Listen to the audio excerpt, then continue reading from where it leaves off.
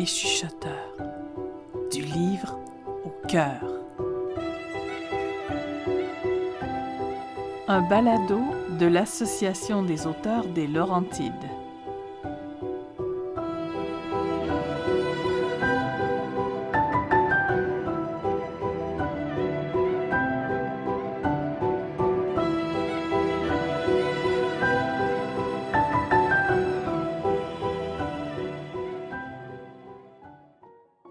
Peau d'âne. Il était une fois un roi qui avait une femme charmante et une fille aussi bonne que belle. La richesse régnait dans son palais, car il possédait un âne si étrangement formé par la nature que chaque matin on recueillait des louis d'or sur sa litière. Or, la reine tomba gravement malade et, avant de mourir, fit jurer au roi de ne jamais se remarier qu'avec une femme plus belle qu'elle-même. Au bout de quelques années, le roi annonça son désir de prendre une nouvelle épouse. Ce n'était pas chose facile, car celle-ci devait avoir obligatoirement plus d'attrait que sa première femme. Seule la jeune princesse répondait à cette exigence. Lorsqu'il lui fit part du serment que la reine lui avait imposé, elle ne voulut pas en croire ses oreilles. Puis, elle fondit en larmes et alla trouver sa marraine, une fée admirable qui habitait une grotte de nacre et de corail. La fée lui dit aussitôt : « Mon enfant, je sais ce qui vous amène, mais suivez mes conseils et vous serez sauvé. Feignez de consentir, mais exigez d'abord du roi qu'il vous donne une robe couleur du temps. Je suis sûre qu'il lui sera impossible de la faire fabriquer. » En rentrant au palais, la princesse fit part de son désir à son père, qui manda en toute hâte les plus grands tailleurs du royaume. Ceux-ci s'exécutèrent et apportèrent la robe qui était du plus beau bleu de ciel, avec une ceinture de nuages. La fée dit alors à la princesse : « Demandez donc à votre père une robe couleur de lune. » Le roi fit venir son brodeur le plus habile et lui demanda de faire une robe dont la splendeur serait égale à celle de la lune. Quelques jours plus tard, le brodeur apporta la robe couleur de lune. Elle était si belle que la princesse elle-même dut l'admirer en dépit de sa peine. La fée lui conseilla alors de demander une robe couleur de soleil. Le roi commanda donc à un riche bijoutier une robe faite d'un tissu d'or et de diamants, et peu de jours après, cette robe dont l'éclat égalait celui du soleil fut offerte à la princesse. La fée donna aussitôt à sa filleule ce conseil : « Demandez à votre père la peau de cet âne qui, tous les matins, lui donne tant de pièces d'or. » La folie du roi était si grande qu'il ne recula même pas devant cet énorme sacrifice. Voyant qu'elle était impuissante à sauver la pauvre petite princesse, la fée prit le parti d'ordonner à sa filleule de s'enfuir. En même temps, elle lui remit une cassette et lui dit : « Vous mettrez dans cette cassette vos robes couleur du temps, couleur de lune et couleur de soleil.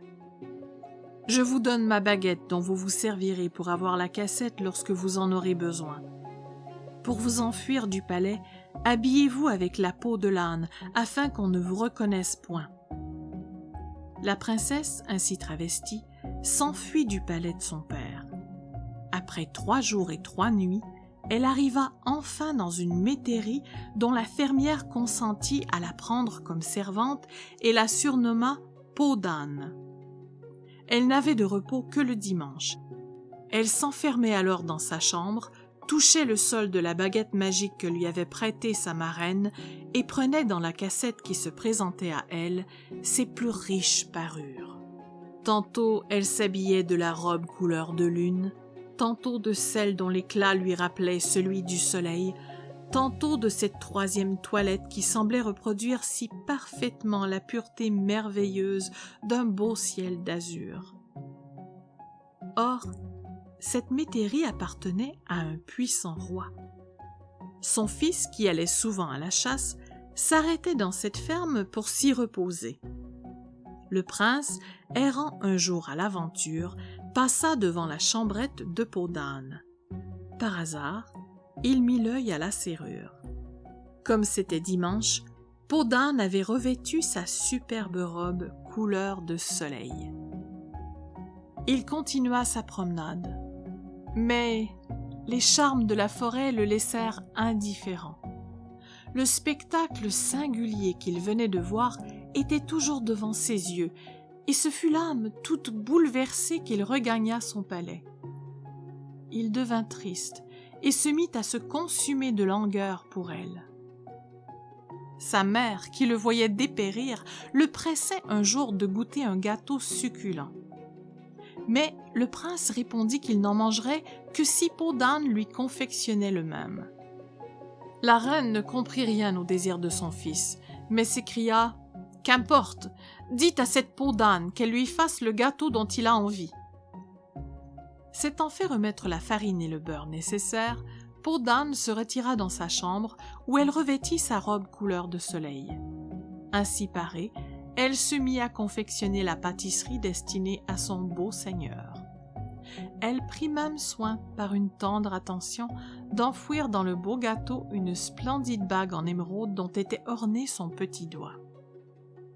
Le fils du roi trouva la galette si bonne qu'il faillit avaler l'anneau, mais il aperçut la magnifique émeraude et la recueillit précieusement. Cependant, le prince ne dormait plus. Il dépérissait de jour en jour et finalement dut s'aliter. La reine se proposa alors de marier son fils. Quand elle lui fit part de son projet, il lui dit, en montrant l'anneau trouvé dans la galette, « Ma mère, je n'épouserai que la personne au doigt de laquelle cet anneau ira bien. » Ce fut en vain que les princesses, les duchesses, les marquises, les plus nobles jeunes filles du royaume présentèrent leurs mains. On essaya ensuite l'anneau aux autres filles plus modestes. Ce fut en pure perte. On allait oublier Peau d'âne. Le prince demanda alors qu'on essayât l'anneau au doigt de cette servante, et chacun de rire de cet ordre extravagant. Mais le prince s'obstina. On fit venir Peau d'âne au palais royal, et combien grande fut la surprise de tous quand on la vit montrer une jolie petite main blanche au doigt de laquelle l'anneau s'adapta parfaitement.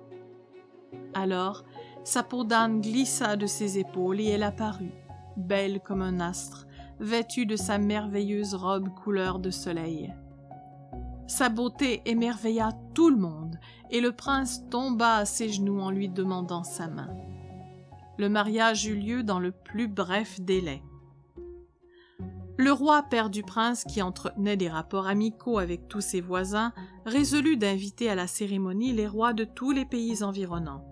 Ils vinrent nombreux de tous les côtés. Et c'est ainsi que le roi, père de Peau d'âne, assista au mariage de sa fille, tout heureux de voir le bonheur du prince et de la princesse. La fée, marraine de Peau d'âne, assista également au festin, et dans tout le pays furent données de superbes réjouissances plusieurs jours durant.